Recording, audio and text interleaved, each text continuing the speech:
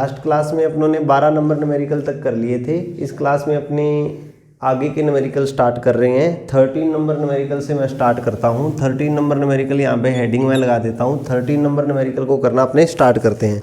13 number numerical में देखिए आपको दिया हुआ है ए और बी दो क्या है आइडेंटिकल साइज के स्फीयर है। तीसरा स्फीयर सी यहाँ पे टच में लेकर के आते हैं। बाद में सी को पहले तो ए के टच में लेके आते हैं, फिर बी के टच में लेके आते हैं और उसको हटा देते हैं। ये आपका जो 12 नंबर न्यूमेरिकल है उससे सिमिलर न्यूमेरिकल है। आपको इसमें ये दे दिया ए, ये हो गया आपके पास बी, ये हो गया आपके पास सी। जब अपने ए की बात करते हैं तो ए पे चार्ज है क्यू, क्यू ए बराबर मैंने क्या लिख दिया क्यू। बी पे चार्ज मैंने लिख दिया क्यू बी बराबर क्यू। सी पे चार्ज क्यू सी बराबर आपको दिया हुआ है 0। ठीक है, where Q is equal to कितना है, Q is equal to 6.5 into 10⁻⁷ coulomb. Last में इसकी वैल्यू पुट करेंगे अपने। चलिए सॉल्व करते हैं अपने। सबसे पहले क्या है A and B touched with each other, एक दूसरे के संपर्क में लाया जाता है। एक दूसरे के संपर्क में लेकर के आते हैं तो वहां पे चार्ज डिस्ट्रीब्यूशन होगा, रीडिस्ट्रीब्यूशन होगा चार्ज का, आवेश का पुनर्वितरण होगा। पुनर्वितरण में आवेश आइडेंटिकल स्फीयर है तो आधा आधा हो जाएगा। टोटल चार्ज कितना हो जाएगा क्यू ए प्लस में, सॉरी ए और सी को टच में लेके आते हैं तो क्यू ए प्लस में क्यू सी बराबर कितना हो जाएगा ए प्लस में सी, यानी क्यू के बराबर हो जाएगा। सो फाइनल चार्ज किस पे, अंतिम आवेश, final charge on A and C, A और सी पर फाइनल चार्ज कितना हो जाएगा तो आप उसको लिख देते हो क्यू ए डैश बराबर होगा क्यू सी डैश के बराबर होगा कैपिटल क्यू बाय 2। इसको मैंने लिख दिया स्मॉल क्यू बाय 2। आगे कैलकुलेट करते हैं अपने। इसके बाद में अब मैं क्या करता हूं सी एंड बी को टच्ड विद ईच अदर, एक दूसरे के टच में लेकर के आते हैं। टच में लेकर के आते हैं तो यहाँ पे चार्ज वापस टोटल चार्ज क्यू डैश बराबर होगा क्यू बी प्लस में Q C dash. Charge calculate करेंगे तो हमारे पास क्या आ जाएगा, चार्ज कैलकुलेट करेंगे तो हमारे पास आ जाएगा Q प्लस में Q बाय 2, यानी आंसर आ जाएगा Q dash is equal to 3Q by 2। So final charge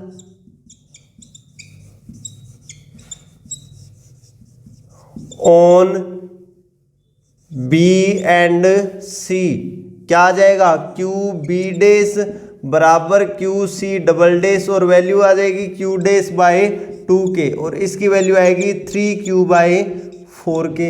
ये आ जाएगी Q B डैश और Q C डैश की वैल्यू।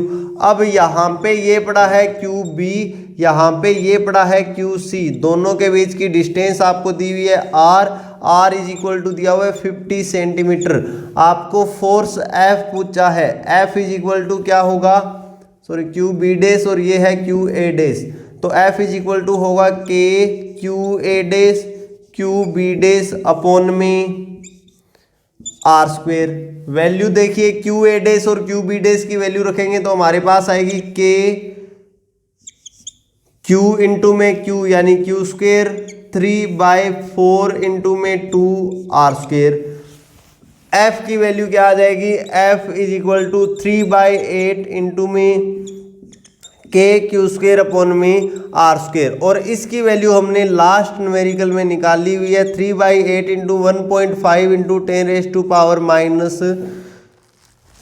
लास्ट न्यूमेरिकल का अपने आंसर देखेंगे, लास्ट न्यूमेरिकल का आंसर आया -2 न्यूटन। सॉल्व करेंगे F की वैल्यू हमारे पास कितनी आएगी 45 यानी 10⁻³ में आ जाएगा, मल्टीप्लाई विद 5.62 ये आ जाएगी फोर्स की वैल्यू। इस प्रकार से 13 नंबर न्यूमेरिकल आपको कंप्लीट करना है।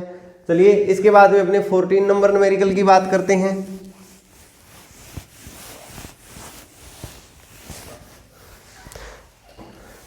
13 नंबर न्यूमेरिकल के बाद में 14 नंबर न्यूमेरिकल की अपने बात करते हैं। 14 नंबर न्यूमेरिकल में आपको एक डायग्राम दिया हुआ है।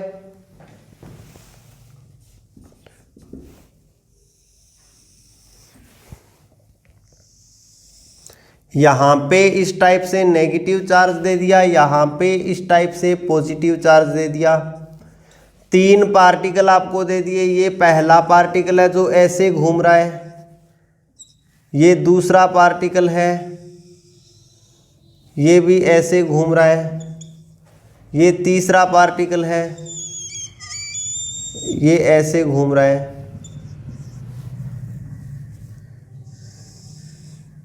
ठीक है, 3 पार्टिकल दे दिए। आपसे पूछा है तीनों पे साइन बताइए। तो सबसे पहले इलेक्ट्रिक फील्ड की डायरेक्शन देखेंगे। ई की डायरेक्शन आ गई आपके पास, ये F vector is equal to होता है क्यू ई वेक्टर। अब आप देखोगे जिस दिशा में ये घूम रहा है वही डायरेक्शन किसकी है, एक्सेलरेशन की। आप लिखोगे M A vector is equal to होगा क्यू ई वेक्टर, या A vector is equal to क्या होगा, क्यू अपॉन में एम ई वेक्टर। जिस साइड में घूमता है उसी साइड में इसकी क्या होगी, एक्सेलरेशन की डायरेक्शन होगी। आप इसमें चेक करोगे for first particle A vector acceleration की direction A cap is opposite किसके है, ई कैप के। सेकंड में आप चेक करोगे तो सेकंड में भी एक्सेलरेशन की डायरेक्शन अपोजिट है इलेक्ट्रिक फील्ड की डायरेक्शन के। थर्ड में आप चेक करोगे ए कैप की डायरेक्शन क्या है, अपोजिट नहीं है, सेम है ई कैप की डायरेक्शन में। आप देखोगे अपोजिट डायरेक्शन, देखिए ए कैप की डायरेक्शन होती तो ई कैप की डायरेक्शन है, लेकिन चार्ज बताता है कि ए कैप की डायरेक्शन अपोजिट होगी या सिमिलर होगी। चार्ज नेगेटिव हो तो वहां पे क्या होगा, अपोजिट डायरेक्शन आएगी। चार्ज नेगेटिव हो तो डायरेक्शन क्या आएगी, अपोजिटिव। चार्ज पॉजिटिव हो तो डायरेक्शन क्या आएगी, सेम आएगी। तो यहाँ पे चार्ज पॉजिटिव होगा, यहाँ पे नेगेटिव और यहाँ पे नेगेटिव। दूसरी चीज आपसे पूछिए Q बाय एम की वैल्यू किस में अधिकतम होगी, तो Q बाय एम की वैल्यू मैक्सिमम कहाँ पे होगी, तो Q बाय एम की वैल्यू मैक्सिमम के लिए आप यहाँ पे देखिए एक ही फॉर्मूला होता है आपके पास। फॉर्मूला होता है displacement S vector is equal to half A T square, where अगर अपने बात करें यहाँ पर u is equal to U vector is equal to क्या होगा, 0। आप इसमें चेक करोगे y डायरेक्शन में डिस्प्लेसमेंट किसकी मैक्सिमम है, y डायरेक्शन में डिस्प्लेसमेंट किसकी मैक्सिमम है, वहीं पर q अपॉन में m क्या होगा, ज्यादा होगा, क्योंकि एक्सेलरेशन वहां पे ज्यादा होगा। टाइम तो सबके लिए सेम है, एक्सेलरेशन की वैल्यू अपने को चेक करनी हो, आप यहाँ पे q बाय एम की वैल्यू चेक करना चाहते हो तो यहाँ पे आपको पता चलेगा q नेगेटिव, q क्या है, पॉजिटिव। मास नेगेटिव हो नहीं सकता, तो इसका मतलब जिसके लिए q बाय एम की वैल्यू पॉजिटिव आ रही है वही क्या होगी, मैक्सिमम होगी। बाकी दोनों के लिए तो क्या है, नेगेटिव है, इसलिए थर्ड पार्टिकल की क्या होगी, थर्ड के लिए Q बाय एम मैक्सिमम होगा। ठीक है, तो इसमें Q बाय एम की वैल्यू मैक्सिमम पॉजिटिव आने के कारण थर्ड की हो रही है। आगे चलें 15 नंबर न्यूमेरिकल की ओर। 15 नंबर न्यूमेरिकल में देखिए एक डायग्राम आपको दिया हुआ है यहाँ पे। 15 नंबर न्यूमेरिकल में एक डायग्राम आपको दिया है, मैं डायग्राम बना देता हूँ। इसमें आपको ई वेक्टर की वैल्यू दी हुई है, E vector is equal to 15 number numerical है ये। ई वेक्टर की वैल्यू आपको दी हुई है 3 into 10 raise to power 3 I cap, 3 into में 10 raise to power 3 I cap newton per coulomb. E vector की वैल्यू आपको दी हुई है, आपको फाइंड देखिए इसमें किस चीज़ की वैल्यू करनी है, फ्लक्स की वैल्यू फाइंड करनी है। मैं इसमें डायग्राम बनाना चाहूँगा इसमें इस प्रकार से कि ये डायग्राम इसमें बनेगा, ये हो गया x, ये हो गया y, ये हो गया z। इस डायरेक्शन में आपको ई वेक्टर दिया हुआ है और इस प्रकार से एक स्क्वायर पड़ा है।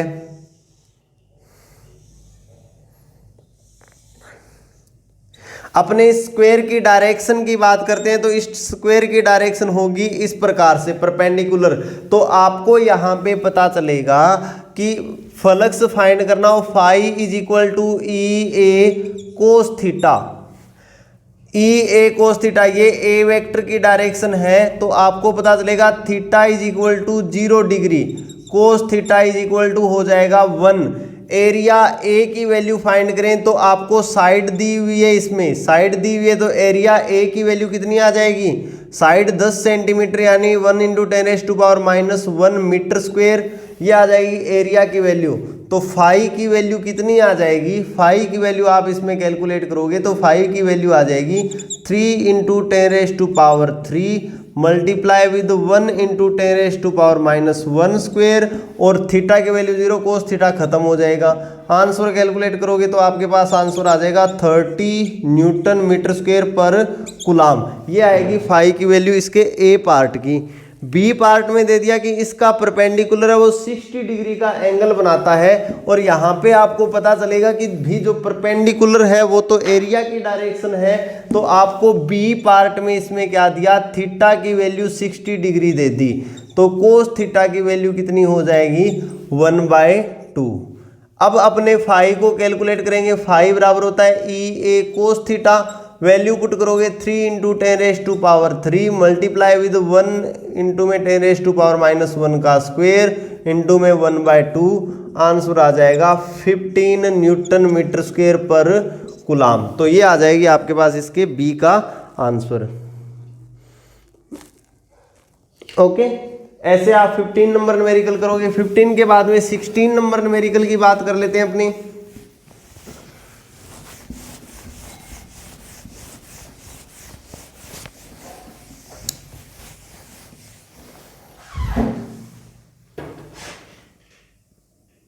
चलिए 16 नंबर न्यूमेरिकल को देखते हैं। 16 नंबर न्यूमेरिकल में आपको दिया हुआ है कि यहाँ पे जो इलेक्ट्रिक फील्ड दिया हुआ उसके अंदर एक घन रख देते हैं, क्यूब रख दिया जाता है 16 नंबर न्यूमेरिकल में। तो हमें पता है क्यूब एक क्या है, क्लोज सरफेस होती है। क्यूब क्या होता है, एक घन क्या होता है, एक बंद पृष्ठ बनाता है। और अपने इसमें लिख सकते हैं by Gauss law. Gauss law को अप्लाई करेंगे तो हमारे पास आएगा phi = summation of Q upon में एप्सिलॉन नॉट। क्यूब दिया है लेकिन क्यूब के अंदर चार्ज नहीं दिया हुआ, तो फाई की वैल्यू अपने पास कितनी आ जाएगी, 0 आ जाएगी। आपको ये पूछा है इसमें, तो 16 का आंसर कितना हो जाएगा, यहाँ पे 0 हो जाएगा। चलिए 16 के बाद में अपने 17 नंबर की बात कर लेते हैं। 17 नंबर न्यूमेरिकल देखिए। 17 नंबर में एक ब्लैक बॉक्स दिया हुआ है कि ब्लैक बॉक्स के लिए फाई की वैल्यू, 17 में ब्लैक बॉक्स के लिए फाई की वैल्यू दी हुई है। फाई = 8 × में 10⁻³ न्यूटन मीटर स्क्वायर पर कूलाम। 8 × में 10⁻³ न्यूटन मीटर स्क्वायर पर कूलाम, ये फाई की वैल्यू दी हुई है। इसके बाद में आपको इसमें देखिए काउंट क्या करना है, इसके अंदर टोटल चार्ज कितना है।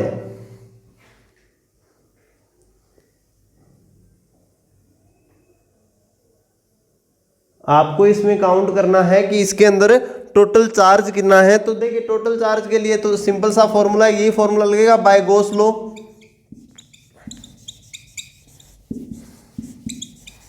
गॉस लॉ अपने अप्लाई करते हैं। Phi = summation of Q upon में एप्सिलॉन नॉट।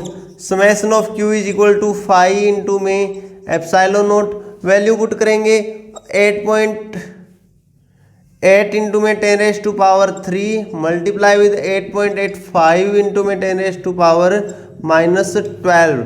आंसर कैलकुलेट करोगे तो 10⁻⁻8 आ जाएगा, मल्टीप्लाई विद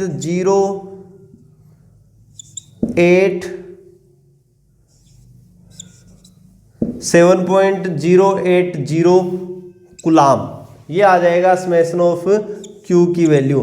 तो ये इसमें आ जाएगा समेशन ऑफ क्यू की वैल्यू इतनी होगी।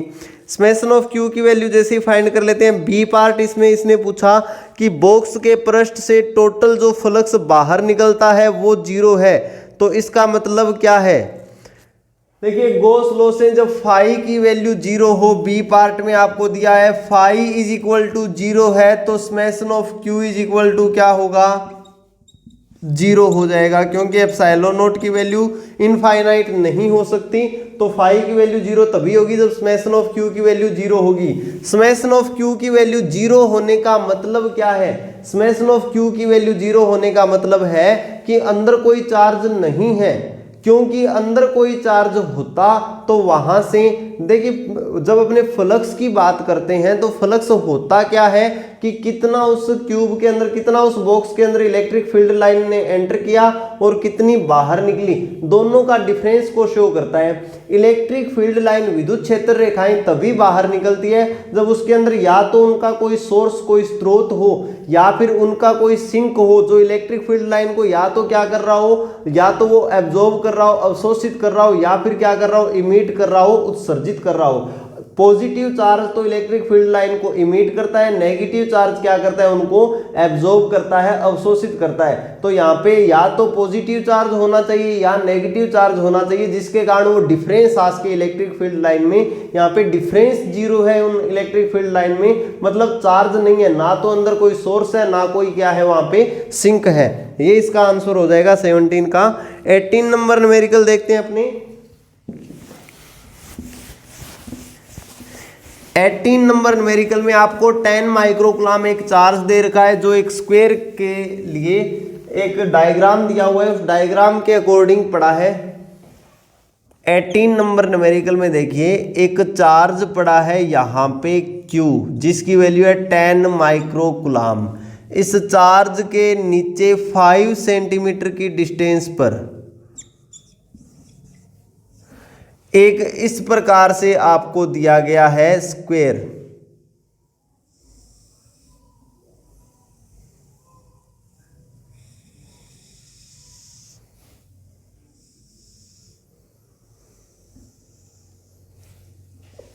आपसे पूछा है इस स्क्वायर में से निकलने वाला टोटल फ्लक्स कितना होगा। तो फ्लक्स निकालने के लिए मैं इसको क्या करता हूं, इस स्क्वायर को क्यूब में बदल देता हूं।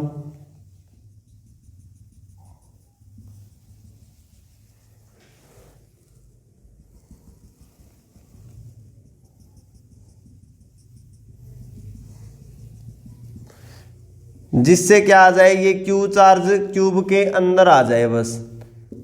ठीक है, देखिए 5 सेंटीमीटर ये था, 5 सेंटीमीटर ऊपर और उठा दिया मैंने, टोटल कितना हो गया, 10 सेंटीमीटर हो गया, और 10 सेंटीमीटर इसकी साइड दी हुई है आपको।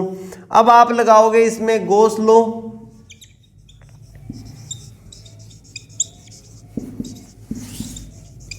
फाई इज इक्वल टू क्या होगा, समेशन ऑफ क्यू अपॉन में epsilon naught. Summation of Q, यहाँ पे चार्ज एक ही है तो क्या हो जाएगा, क्यू अपॉन में एप्सिलॉन नॉट। अब अपने बात करते हैं कि जो क्यूब है उससे निकलने वाला टोटल फ्लक्स ये है।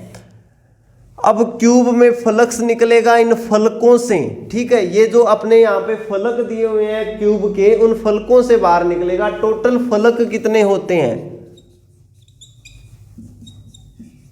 टोटल फलक की अपने बात करते हैं तो वो होते हैं 6, और उनमें से एक फलक क्या है, ये स्क्वायर है, अतः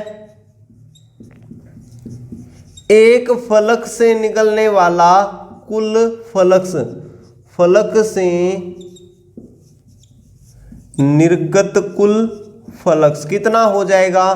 तो टोटल फ्लक्स को आप लिख दोगे 5 डैश, 6 से निकलता है 5, तो 1 से निकलेगा 5/6।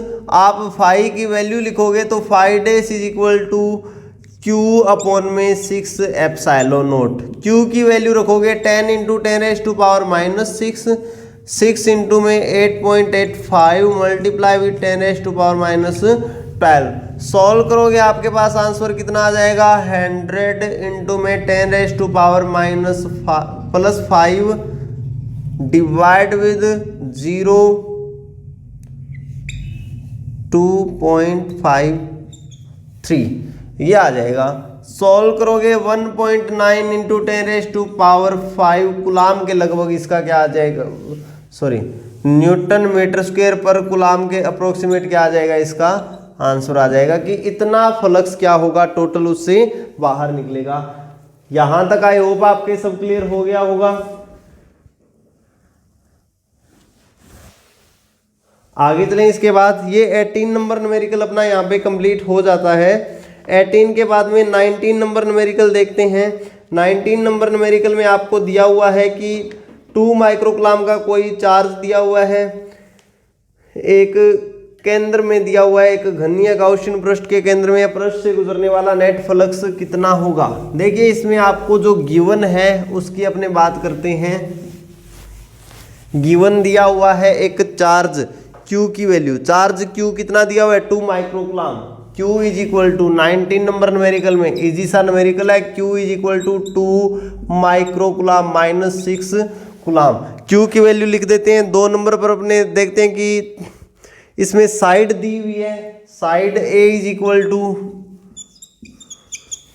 2 सेंटीमीटर अपने को, सॉरी 9 सेंटीमीटर, लेकिन साइड अपने को नहीं चाहिए। अपने को पूछा है इससे टोटल फ्लक्स कितना निकलेगा, तो by Gauss law, Gauss law अपने अप्लाई करते हैं। इससे लिख देते हैं phi is equal to summation of Q upon में एप्सिलॉन नॉट। वैल्यू पुट कर देते हैं 2 into 10 raise to power minus 6 coulomb divide with 8.85 multiply with 10 raise to power minus 12। Solve करोगे आपके पास आंसर आ जाएगा 620 into 10 raise to power 5 divide with 8.85। Solve करोगे आंसर आ जाएगा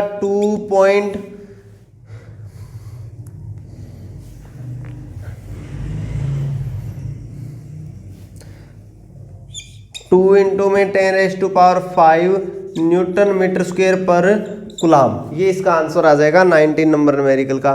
20 नंबर न्यूमेरिकल देखते हैं कि आपको एक पॉइंट चार्ज दिया हुआ है, उसको सेंटर मान लिया गया। 10 सेंटीमीटर त्रिज्या का एक गाउसिया पृष्ठ है, उससे फ्लक्स इतना निकल रहा है। पृष्ठ की त्रिज्या दोगुनी कर दी जाए तो वहां पे कितना फ्लक्स निकलेगा।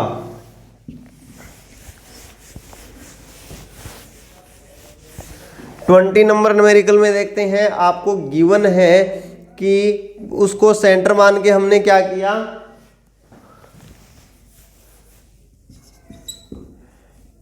फ्लक्स की वैल्यू फाई की वैल्यू देख लेते हैं कितनी दी हुई है। फ्लक्स की फाई की वैल्यू दी हुई है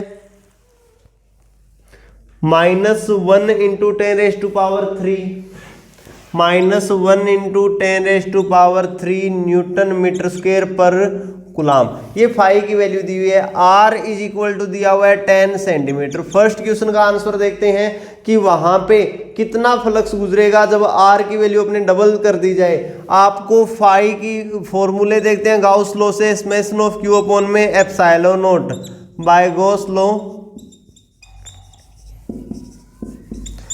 ये लिख सकते हैं phi is equal to summation of q by epsilon naught. हम यहाँ पे देखेंगे कि फॉर्मूले में आर का कहीं पर कोई यूज नहीं है, मतलब ये डिपेंड ही नहीं करता रेडियस पे। कितना ही बड़ा गाउसियन पृष्ठ ले लीजिए या छोटा ले लीजिए, वहां से फ्लक्स उतना ही निकलेगा। तो फाई की वैल्यू कोई चेंज नहीं होगी। बी पार्ट में समेशन ऑफ क्यू की वैल्यू पूछी है, summation of Q is equal to phi into में एप्सिलॉन नॉट। फाई की वैल्यू है -1 into 10 raise to power 3 multiply with 8.85 into 10 raise to power -12। Answer आ जाएगा -8.85 into 10 raise to power -9 coulomb. ये 20 number question का answer आ जाएगा। इस प्रकार से कैलकुलेट करना है। नेगेटिव चार्ज दिया हुआ है यहाँ पे 21 में, आप चेक करोगे 21 में दिया हुआ है 10 सेंटीमीटर त्रिज्या का एक चालक गोला है, उस पर ज्ञात परिमाण का आवेश है। गोले के केंद्र से 20 सेंटीमीटर की दूरी पर विद्युत क्षेत्र इतना है अंतर्मुखी, तो गोले पर कुल आवेश कितना है। देखिए आपको इस 21 क्वेश्चन में थोड़ा सा ध्यान रखना है। 21 क्वेश्चन में देखिए क्या ध्यान रखना है, आप इसमें देखोगे कि आपको फर्स्ट चीज दी हुई है रेडियस स्फीयर की, r is equal to 10 centimetre, capital R से लिखना है। सेकंड चीज दी हुई है स्मॉल r, उस डिस्टेंस की बात करते हैं, distance small r is equal to 20 centimetre. Third point की अपने बात करते हैं। थर्ड पॉइंट आपको दिया हुआ है E की value 1.5 into 10 raise to power 3। E vector is equal to क्या है 1.5 into 10 raise to power 3 newton per coulomb. त्रिज्या अंतर्मुखी है तो नेगेटिव साइन और आर कैप लगा देता हूं मैं यहाँ पे कि रेडियस के क्या है अपोजिट डायरेक्शन में, वेक्टर साइन लगा दिया मैंने। अब अपने देखते हैं तो टोटल चार्ज कितना है स्फीयर पे, तो हमें पता है स्फीयर के लिए E vector is equal to होता है के क्यू अपॉन में r square r cap. Value put करते हैं, ई वेक्टर की वैल्यू पुट करेंगे -1.5 into 10⁻³ r cap is equal to k q upon में r square r cap. Solve करेंगे, आपके पास q की वैल्यू क्या आएगी -1.5 into 10⁻³ multiply with r square upon में 9 इंटू 10⁻9। r की वैल्यू आप यहाँ पे पुट कर दीजिए और कैलकुलेट कर दीजिए। q की वैल्यू आएगी -1.5 इंटू 10⁻³ r की वैल्यू देखोगे 2 इंटू 10⁻⁻1 मीटर है, तो आप इसको लिखोगे स्क्वायर करोगे तो 4 इंटू 10⁻⁻2 डिवाइड विद 9 इंटू 10⁻9।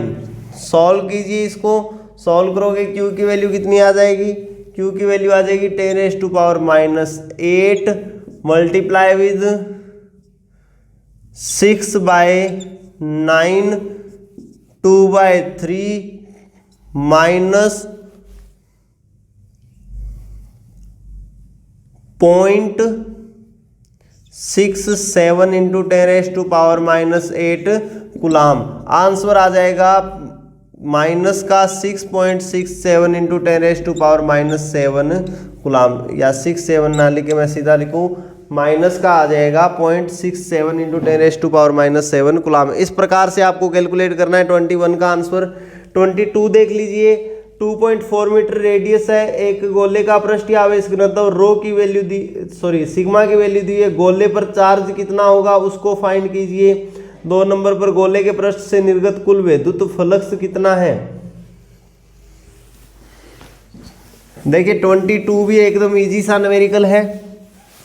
आवेश घनत्व का क्वेश्चन दे दिया, इसमें चार्ज डेंसिटी दी हुई है सिग्मा। देखिए पृष्ठीय आवेश घनत्व, आवेश घनत्व का मात्रक देख लीजिएगा और उसके हिसाब से आप इंडिकेटर लगाओगे। यहाँ पे माइक्रो कूलाम पर मीटर स्क्वायर है, यानी सिग्मा दिया हुआ है, सिग्मा की वैल्यू 8 इंटू में 10⁻⁻6 कूलाम पर मीटर स्क्वायर। आप इस प्रकार से मेंशन करोगे, 80 दिया हुआ है यहाँ पे, ठीक है। 2 नंबर पर आप इसमें देखोगे इसकी रेडियस r, तो आपको इसकी जो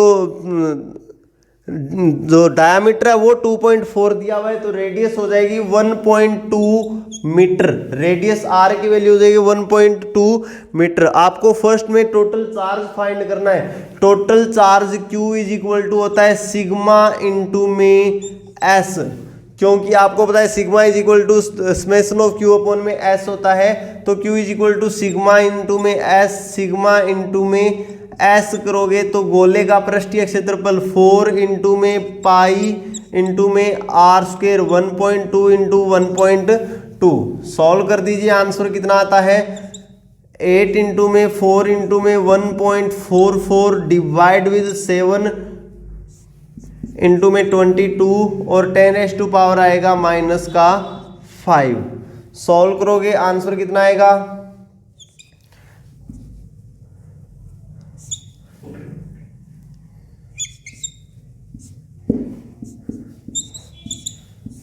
7 इंटू 10⁻⁻5 और इजी करते हैं इसको।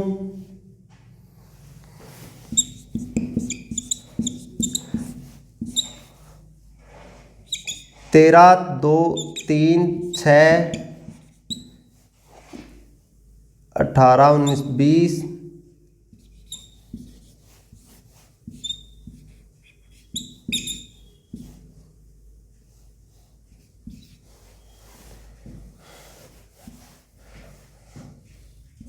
1013.76/7 मल्टीप्लाई विद 10⁻⁻5। जब आप इसमें डिवाइड करोगे 7 का और आंसर देखोगे तो आंसर आपके पास देखिए कितना आएगा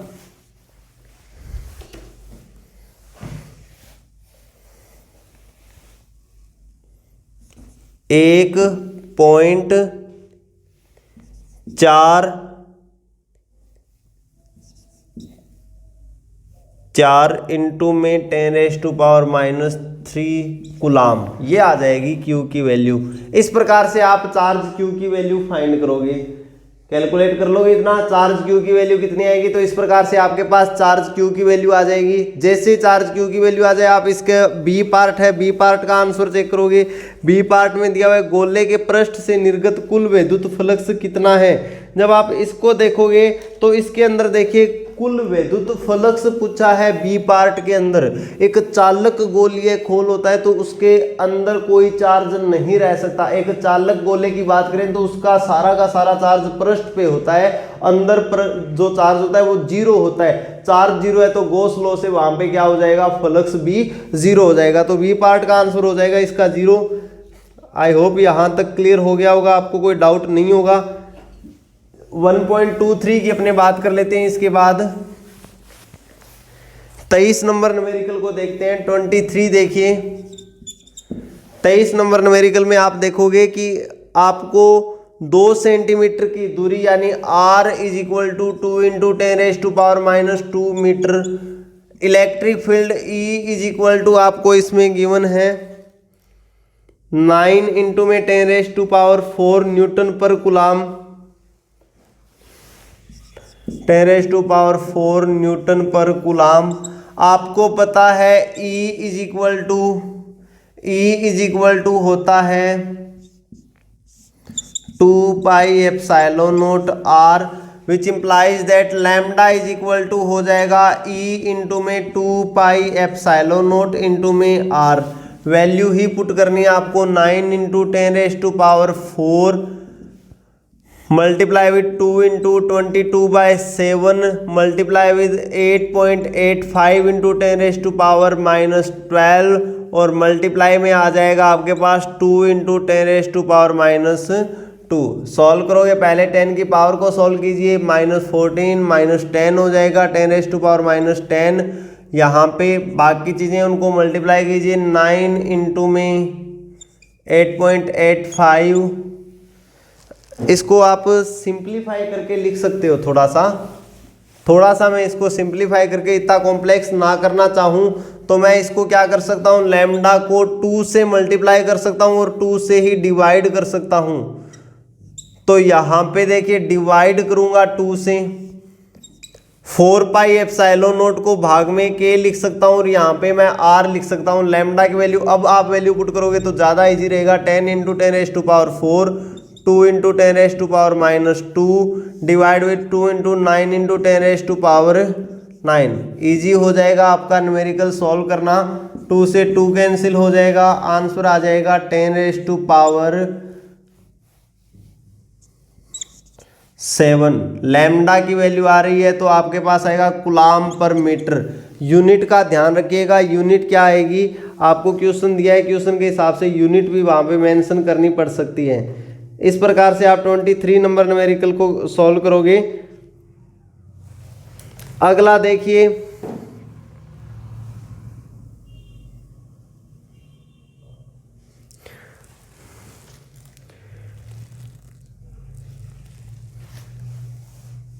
अगला न्यूमेरिकल आपको दिया है, 2 बड़ी पतली धातु की प्लेटें एक दूसरे के समांतर निकट है, दोनों के भीतरी फलकों पर पृष्ठ आवेश घनत्वों के चिन्ह विपरीत है, इनका परिमाण इतना है। पहली प्लेट के बाह्य दूसरी प्लेट के बाह्य क्षेत्र में प्लेटों के बीच में विद्युत क्षेत्र E के परिमाण का परिकलन कीजिए।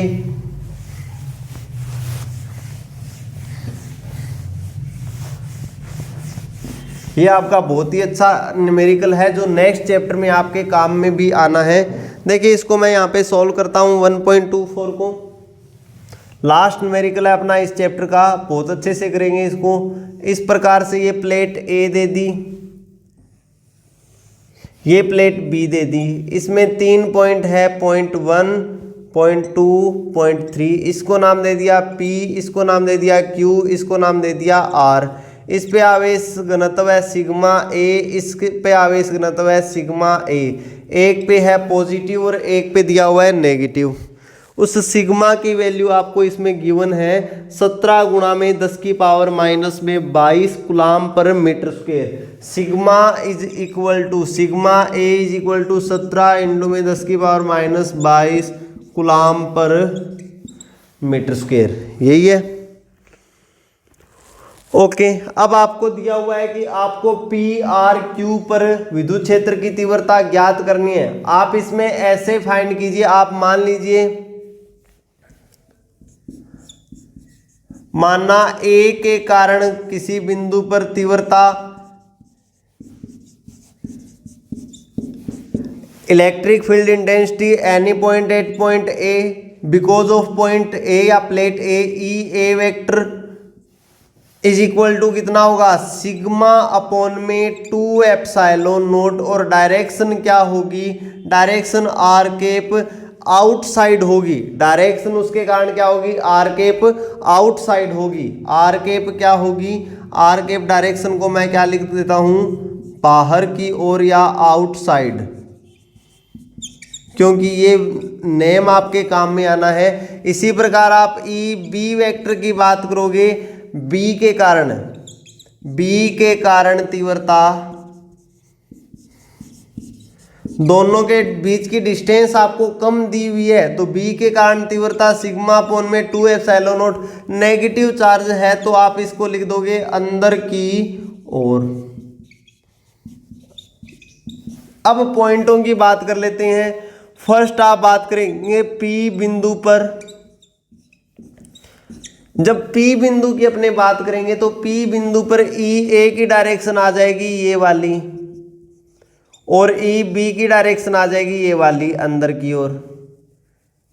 इस प्रकार से लिख दोगे ई ए एंड ई बी, ई ए और ई बी की डायरेक्शन लिख दोगे। अब इसके बाद में आप लिखोगे पी बिंदु पर कुल तीव्रता ई बराबर होता है ई ए वेक्टर प्लस में ई बी वेक्टर, बराबर आंसर कितना आ जाएगा, ई ए एंड ई बी की वैल्यू क्या है, इक्वल है। मैं यहाँ पे मेंशन कर देता हूँ ई ए का परिमाण बराबर है ई बी का परिमाण, बट ई ए की डायरेक्शन अपोजिट है ई बी की डायरेक्शन।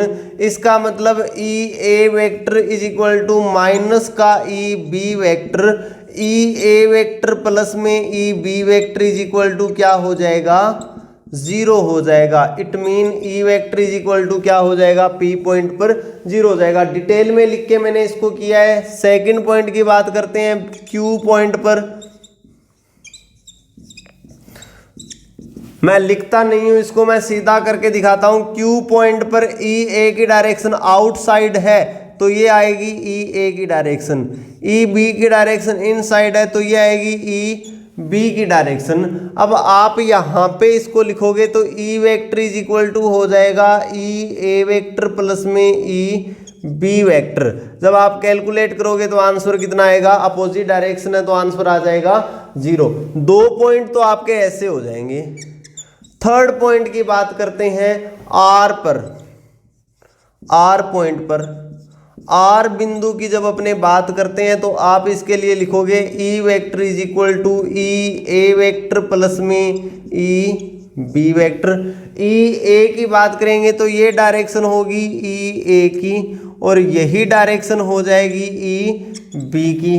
डायरेक्शन सेम है तो आप इसको क्या लिखोगे, E vector is equal to 2 into में E A, E vector is equal to 2 into में ई ए। डायरेक्शन दोनों की ही ई ए की है, ई बी वेक्टर और ई ए की दोनों की डायरेक्शन ई ए की है, तो आप इसको क्या लिख दोगे, E vector is equal to 2 into में सिग्मा अपॉन में 2 एप्सिलॉन नोट। 2 से 2 कैंसिल हो जाएगा। डायरेक्शन आप क्या लिख दोगे, ए से बी की ओर।